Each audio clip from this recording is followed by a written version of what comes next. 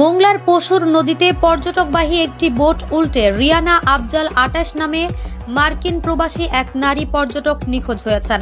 শনিবার ৮ নভেম্বর বেলা 11:30টার দিকে এই ঘটনা ঘটে। এদিকে নিখোঁজের সন্ধানে ঘটনাস্থলে তল্লাশি চালাচ্ছেন বন বিভাগ ও স্থানীয় লোকজন।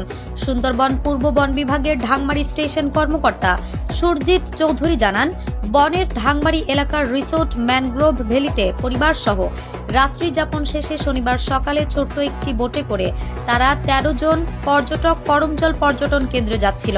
পথে তাদের বোটটি ঢাংমারি খাল ও পশুর নদীর পৌঁছালে প্রচন্ড ঢেউয়ের তোড়ে বোটটি উল্টে যায়। তিনি আরো জানান, এ সময় বোটের সবাই নদীতে পড়ে যায়, কিন্তু তাদের মধ্যে অনেকেই সাঁতরে কুলে ওঠে।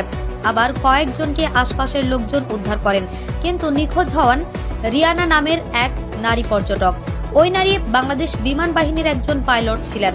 পরে যুক্তরাষ্ট্রে চলে যান তিনি। নিখোঁজ এ মার্কিন প্রবাসীর সন্ধানে ঘটনাস্থলে তল্লাশি অভিযান চালাচ্ছে বন বিভাগ। নিখোঁজ রিয়ানার বাবা আবুল কালাম আজাদ বলেন, আমরা ঢাকা উত্তরা থেকে এখানে সপরিবার নিয়ে ঘুরতে এসেছিলাম। একটি জাহাজের প্রচন্ড ঢেউয়ের তোড়ে তাদের ছোট্ট বোটটি উল্টে যায়। এতে বোটের ১৩ জনই নদীতে পড়ে যায়। ১২ জন তীরে উঠতে পারলেও রিয়ানাকে এখনো পাওয়া যায়নি। তানিশা